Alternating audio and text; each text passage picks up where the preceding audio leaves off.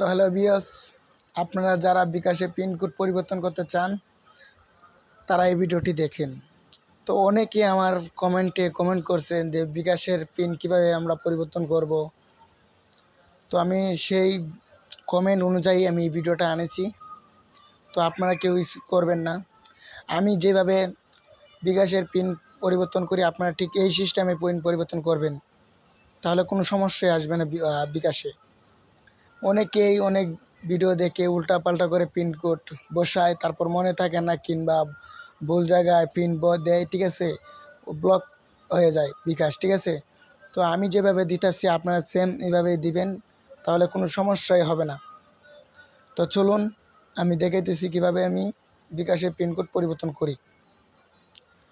তো আমরা বেরিয়ে গেলাম, আপনারা চলে আসবেন ফোনের নাম্বার অপশানে, ঠিক আছে। আসার পর আপনারা এখানে ডায়াল করবেন *247# দিয়ে আপনারা ফোন দিয়ে দিবেন। ফোন দেওয়ার পর যাদের দুইটা সিম, যে সিমের মাঝে বিকাশ খোলা সেই সিমের মাঝে এরকম অপশন চলে আসবে। দেখতে পাচ্ছেন কীরকম একটা ইন্টারফেস চলে আসছে। তো এখানে আপনারা খেয়াল করুন, এই যে 9 নাম্বারে মাই বিকাশ, তো আপনারা এই জায়গায় সিলেক্ট করবেন 9 সিলেক্ট করবেন, ঠিক আছে। আমি 9 সিলেক্ট করে দিলাম। 9 সিলেক্ট করার পর দেখবেন এরকম ইন্টারফেস চলে আসবে।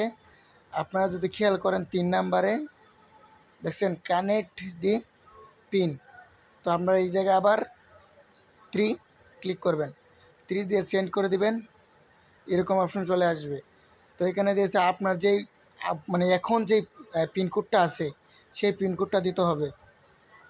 বর্তমানে যে পিনকোডটা আছে সেটা দিয়ে এখানে বসিয়ে দিবেন। তো আমিও বসিয়ে নিতেছি। তো আমি বসিয়ে নিচ্ছি, আপনারা বসিয়ে নেবেন। বসিয়ে নেওয়ার পর দেখবেন এরকম ইন্টারফেস চলে আসবে। আপনারা এখানে নতুন পাসওয়ার্ড দিয়ে দিবেন। যা আপনারা কিন্তু 1 2 3 4 এরকম পাসওয়ার্ড দিবেন না, একটা স্ট্রং পাসওয়ার্ড দিবেন যাতে কেউ না ধরতে পারে, ঠিক আছে। এই জায়গায় একটা স্ট্রং একটা পাসওয়ার্ড দিবেন যাতে কেউ না ধরতে পারে। স্ট্রং পাসওয়ার্ড দিয়ে দিবেন। আপনারা যেরকম দিতে পারেন 844, মানে আপনাদের মন খুশি, ঠিক আছে, দিয়ে এখানে সেন্ড করে দিবেন। সেন্ড করে দেওয়ার পর আবার এরকম একটা অপশন আছে কনফার্ম পাসওয়ার্ড দিয়ে আপনারা সেন্ড করে দিবেন, তাহলে দেখবেন আপনাদের পাসওয়ার্ড পরিবর্তন হয়ে গেছে। তো ভিডিওটা এই পর্যন্ত ছিল। ভিডিওটা দেখার জন্য ধন্যবাদ।